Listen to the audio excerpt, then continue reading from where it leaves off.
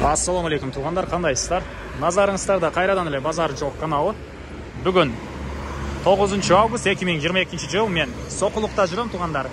Ошол жақтан Соқұлықтың мал базарына жақын жерден бір сатылуучу үй бар екен, ошол жөнүндө сіздерге маалымат берейин дегем туғандар. Азыр мен турган жер көпчүлүгүңүздөр билген Фрунзе трассасы, чоң трасса Соқұлдун центринден өткөн жана Новая көчөсүнүн кесилишинде турам. Бул жерде жанымда туғандар Профимед деген клиника жайгашкан. Бүгүнкү чыгарыштагы сатылуучубуз ушул клиниканын жанындагы Новая көчөсү менен түз түндүктү карай басып барганда Новая 4-чү дарегинде жайгашкан. Анан бул жерден Бишкек шаарынан көптөгөн маршруткалар келет жана Бишкек шаарына барышат. Түз батышты карай кете берсеңиздер Беловодск, Карабалтага кете аласыздар. Чыгышты карай кетсеңиздер Бишкекке бара аласыздар. По пути машиналар, маршруткалар өтө көп. Жана ошондой эле жаныңыздарда мал базар, бир аз бассаңыздар Соқұлдун центринде жайгашкан. Бүгүнкү чыгарыштагы үйүбүз мал базарга деле жакын жана мал бакканга деле ыңгайлуу экен. Азыр видеонун жүрүшүндө калган маалыматтарды үйгө жетип берем. Тугандар лайктан басып, өз оюңуздарды комментарийге жазып, достор менен видеону бөлүшүп койгонду унутпаңыздар. Мынакей тугандар, келүү жолун түшүндүргөнчө бүгүнкү чыгарыштагы сатылуучу үйгө да жетип келип калдым. Бул мынакей көчө тараптан көрүнүшү. Көрүп турганыңыздардай көчө тараптан ворот орнотулган. Анан түштүк чек арасы тугандар бул жерден башталат. Түндүк чек арасы бул заборлор бүткөн жерине чейин. Жеринин аянты 18 соток тугандар, документ боюнча кызыл китеп бар. 2 участокты бир кылып алган экен. Үй ээси бул учурга мурда 2 участокты бир кылып алган. 2 кызыл китеби бар тугандар. Жалпы аянты 18 соток. Мынакей бул түндүк чек арасы бул жерге чейин болуп калат тугандар. Көрүп турасыздар. Анан бул жактагы сайга чейин жердеги жерлер сіздерге караштуу. Ал жакта сай бар, ошол сайга чейинки жер сіздерге караштуу болуп калат. Бул жакка сиздер курулуш кыла албайсыздар, бирок мондай курулуш материалына жарап калган теректерди, мондай бактарды эксеңиздер болот. Курулуш кылса болбойт. Андан ары эми короосуна кирейин деп калган маалыматтарды берейин. Мектептер боюнча айтсак, мектеп бар тугандар. Мектеп бар, садиктер бар.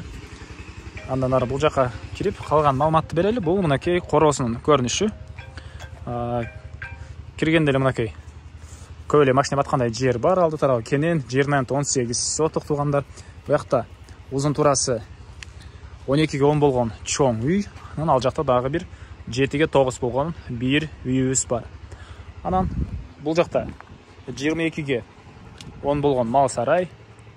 Буякта тоокана, анан үйдүн ичторундагы туалет. Бул мал сарай, туалет, тооканалар баары пескоблок менен болгон. Бул жагында чоң навес бар экен, көрүп турасыздар тугандар. Анан үйүбүздүн чыгыш тарабында жер жемчекенге жерлер жана жаш бактар, черешня, алма жана башка бактары бар тугандар. Азыр сиздерге биринчи жолу бул чоң үйдүн ички тараптарын көргөзөйүн, андан соң кайра короосуна чыгып калган маалыматтарды бир жекенен берем. Суу, свет бар тугандар. Газ деле бар, көрүп турасыздар. Анан светибиз 3 фазалуу экен. Электр энергиясы 3 фазалуу. Биринчи жолу бул чоң үйдүн ички тараптарын көргөзөйүн. Киргенде бир перехожка. Пол кафель, дуалдар шпаклевка. Ушул жерден түз кирсек, бул жакта санузел жайгашкан. Окей. Бул жакта санузел, дуалдары кафель, потолок пластик, пол кафель. Анан ушул жерден сол тарапка кайрылсак, буякта биз чоң үйдүн холлуна кирип кете алат экенбиз.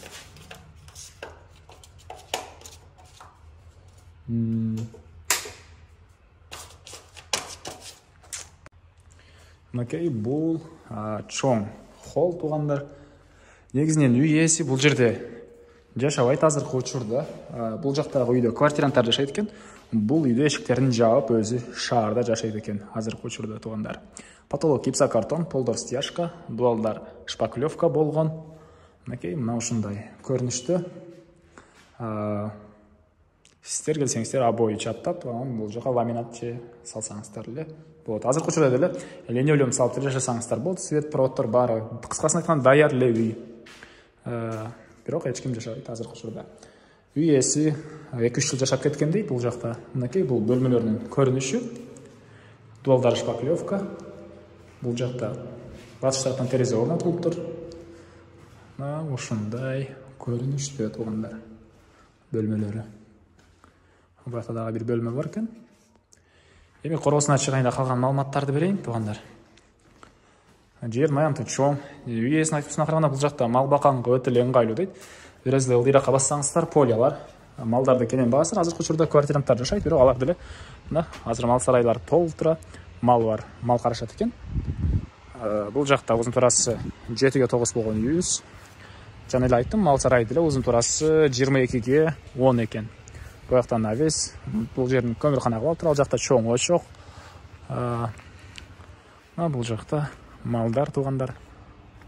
Бул жака кой какамаган мал сарай, бул жакта чөп баскан синий бал бар экен. Бул жакта кышкысы мал кармаган жер. Малдарды өзүнчө бул эшик менен чыгарсаңыздар деле болот туугандар. Малдар үчүн өзүнчө эшик көчө тараптан калтырылыптыр. Бул жакта дагы чөп жыйнап коюштур туугандар. Негизинен көп эле мал баткандай көрүнөт бул жака. Келсеңиздер дагы өзүңүздөр көрүп байкап көрсөңүздөр болот. Мына ушундай көрүнүштө. Эми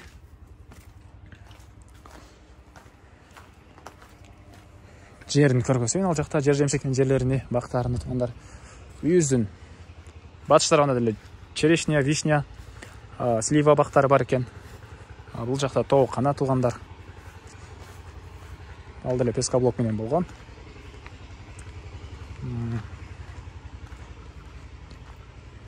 Мал карайым деген адам болсо даяр үй экен туугандар.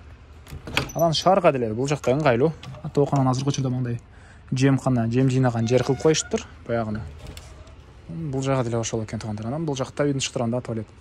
Мал карайым деген адамга өтө эле ыңгайлуу жер. Анан шаарда иштесеңиздер деле, асфальтка чыксаңыздар деле шаарга 24 саат бою эле по пути машиналар бар. Анан эртең менен кечкисине чейин маршруткалар тынчыбай, тынбай каттайт туугандар. Ушундай. Документтер боюнча техпаспорт, кызыл китеп бар экен. Кызыл китеп 2 участокко өзүнчө. 2 кызыл китеби бар экен туугандар. Бул мынакей жер жемшектин жерлери, жана вишня, жана башка жаш бактары. Бул үйүздүн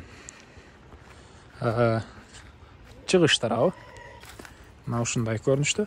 Отопление деле негизинче котел коюлган окшойт, ички тараптарына отоплениянын батареяларынын турбалары тартылыптыр, бирок батарея өзү коюла элек экен туугандар. Мына котел деле даяр экен. Баары тартылган турбалар, бир гана батарея алып келишиңиздерге туура келет. Кимден ким сатып алсаңыздар. Кошуналар менен болгон чек аралар мынакей, бул жагы бул зымторлорго чейин. Анан бул жагы ал зымторго чейин, бул жак төрү, ал жактагы зымторлорго чейин. Бул жактагы узун турасы 7-9 болгон үйүздүн чыгыш тарабы болуп калат. Мына ушундай туугандар, негизинен сонун тынч жер экен. Каласаңыздар шаарга барып келгенге деле ыңгайлуу. Сокулук 35 сом менен барып келесиздер. Мал баксаңыздар малга деле ыңгайлуу. Бул жакта мал базар деле жакын жерде жайгашкан. Кыскасын айтканда жакшы жер туугандар. Карап көрүңүздөр. Эми айтылган баасы эле калды окшойт. Бул үйүздүн баасыны $50,000 деп атышат. Сүйлөшүү болот туугандар. Звонок кылып сүйлөшүп көрүңүздөр. Базар жок каналынан көрүп чала атабыз десеңиздер, арзандатып кылып берем деп айтты. Андыктан базар жок каналынан көрүп чала атабыз деп звонок кыла бериңиздер. Анан достор менен бөлүшсөңүздөр, мага үй ээсине чоң жардам берген болосуздар туугандар. Андыктан достор менен бөлүшүп кетиңиздер. Анда эмесе мен сиздер менен коштошом. Кийинки чыгарышка чейин саламатта калыңыздар.